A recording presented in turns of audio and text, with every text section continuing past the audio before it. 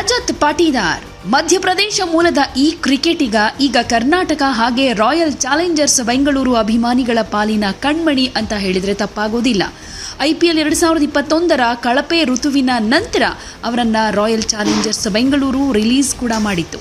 ಕೇವಲ 4 ವರ್ಷಗಳಾದ್ಮೇಲೆ ಮತ್ತೆ ಅದೇ ಫ್ರಾಂಚೈಸಿಯನ್ನ ಐತಿಹಾಸಿಕ ಪ್ರಶಸ್ತಿಗೆ ಕೊಂಡೊಯ್ತಾರೆ. 18 ವರ್ಷಗಳ ಕಾಯುವಿಕೆಯನ್ನ ಕೊನೆಗೊಳಿಸ್ತಾರೆ ಅಂತ ಯಾರೂ ಅಂದ್ಕೊಂಡಿರಲಿಲ್ಲ. 2008ರಿಂದ 2024ರ ಅವಧಿಯಲ್ಲಿ ಬರೋಬ್ಬರಿ 17 ಸೀಸನ್ಗಳನ್ನು ಕಂಪ್ಲೀಟ್ ಮಾಡಿದ್ದ RCB ತಂಡವನ್ನು Rahul Dravid, Anil Kumble, Daniel Vettori, Virat Kohli, Faf ಡ್ಯುಪ್ಲೆಸಿಸ್ರಂತಹ ದಿಗ್ಗಜ ಆಟಗಾರರು ಮುನ್ನಡೆಸಿದರು. ಈ ಅವಧಿಯಲ್ಲಿ 3 ಸಲ ಫೈನಲ್ಗೂ ಕೂಡ ಎಂಟ್ರಿ ಕೊಟ್ಟಿತ್ತು. ಆದರೆ ಟ್ರೋಫಿ ಮಾತ್ರ ಗೆಲ್ಲೋದಕ್ಕಾಗಿರಲಿಲ್ಲ. ಆದರೆ 2025ರಲ್ಲಿ ಪಾಟೀದಾರ್ ಅವರು ನಾಯಕತ್ವ ವಹಿಸಿಕೊಳ್ತಾ ಇದ್ದ ಹಾಗೆ ತಂಡದ ಜೋಶ್ ಕಂಪ್ಲೀಟ್ ಆಗಿ ಚೇಂಜ್ ಆಯಿತು. ತಮ್ಮ ಮೊದಲ ನಾಯಕತ್ವದಲ್ಲಿ RCBಗೆ 18 ವರ್ಷಗಳ ನಂತರ ಚೊಚ್ಚಲ ಪ್ರಶಸ್ತಿ ಸಿಕ್ತು. ಈಗ ಹಾಲಿ ಆವೃತ್ತಿಯಲ್ಲೂ ತಂಡವನ್ನು ಫೈನಲ್ಗೇರಿಸಿ ಸತತ 2ನೇ ಟ್ರೋಫಿ ಗೆಲ್ಲಿಸಿಕೊಡೋದಕ್ಕೆ ತುದಿಗಾಲಲ್ಲಿ ನಿಂತಿದ್ದಾರೆ. ಇದನ್ನ ಸಾಧಿಸೋದಕ್ಕೆ ಇನ್ನೊಂದು ಗೆಲುವು ಬೇಕಾಗಿದೆ.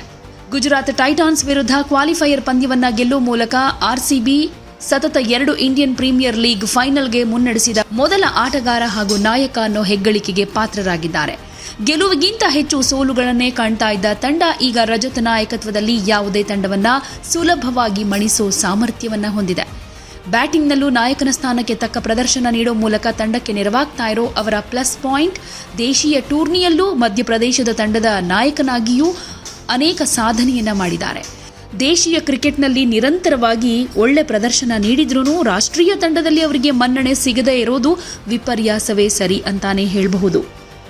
ಗುಜರಾತ್ ವಿರುದ್ಧದ ಪಂದ್ಯದಲ್ಲಿ ಬರೋಬ್ಬರಿ 9 ಸಿಕ್ಸರ್ ಸಿಡಿಸಿದ ರಜತ್ T20 ಟೂರ್ನಮೆಂಟ್ ಒಂದರಲ್ಲಿ ಅತಿ ಹೆಚ್ಚು ಸಿಕ್ಸರ್ ಬಾರಿಸಿರೋ ನಾಯಕರ ಪಟ್ಟಿಯಲ್ಲಿ ರಿಯಾನ್ ಪರಾಗ್ ಅವರ ದಾಖಲೆ ಮುರಿದು ವಿಶ್ವ ದಾಖಲೆ ನಿರ್ಮಿಸಿದ್ದಾರೆ. ಈ IPLನಲ್ಲಿ ಇಲ್ಲಿ ತನಕ 41 ಸಿಕ್ಸರ್ ಬಾರಿಸಿರೋ ರಜತ್ 2023-24ರ ಸಯ್ಯದ್ ಮುಷ್ತಾಕ್ ಅಲಿ T20 ಟ್ರೋಫಿಯಲ್ಲಿ ಅಸ್ಸಾಂ ತಂಡದ ನಾಯಕನಾಗಿ 40 ಸಿಕ್ಸರ್ಗಳನ್ನು ಬಾರಿಸಿದ್ದ ರಿಯಾನ್ ಪರಾಗ್ ಅವರ ದಾಖಲೆಯನ್ನ ಮುರಿದಿದ್ದಾರೆ. ಶತಕ ವಂಚಿತನಾದ್ರೂ ಕೂಡ ವಿಶ್ವ ದಾಖಲೆಯನ್ನ ನಿರ್ಮಿಸಿದ್ದಾರೆ ರಜತ್ ಪಾಟೀದಾರ್. ಕೇವಲ 32 ಎಸೆತಗಳಲ್ಲಿ 93 ರನ್ ಸಿಡಿಸಿ 21 ಎಸೆತಗಳಲ್ಲಿ ಅರ್ಧ ಶತಕ ಪೂರೈಸಿದ್ದಾರೆ.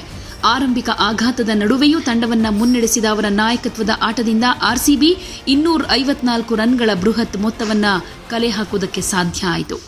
ವಾಸ್ತವವಾಗಿ 10 ಎಸೆತಗಳಲ್ಲಿ 14 ರನ್ ಗಳಿಸಿದ್ದಾಗಲೇ ಪ್ರಸಿದ್ಧ ಕೃಷ್ಣ ಬೌಲಿಂಗ್ನಲ್ಲಿ ಕ್ಯಾಚ್ ಕೊಟ್ಬಿಟ್ಟಿದ್ರು. ಆದರೆ ಅದು ಸ್ವಲ್ಪ ಕಷ್ಟಕರ ಕ್ಯಾಚ್ ಕೂಡ ಆಗಿತ್ತು, ಹಿಡಿಯೋದಕ್ಕಾಗಲಿಲ್ಲ. ಇದಾದ್ಮೇಲೂ ಕೂಡ ಮತ್ತೊಂದು ಕ್ಯಾಚ್ ಕೊಟ್ಟರು, ಆಗ್ಲೂ ಕೂಡ ಕ್ಯಾಚ್ ಡ್ರಾಪ್ ಮಾಡಿದ್ರು ಗುಜರಾತ್ ಟೈಟನ್ಸ್ ಕಡೆಯವರು. ಹೀಗಾಗಿ 2 ಜೀವದಾನ ಪಡೆದಂತಹ ರಜತ್ ಪಾಟೀದಾರ್ ಅಜೇಯ 93 ರನ್ ಗಳಿಸೋದಕ್ಕೆ ಸಾಧ್ಯ ಆಯಿತು.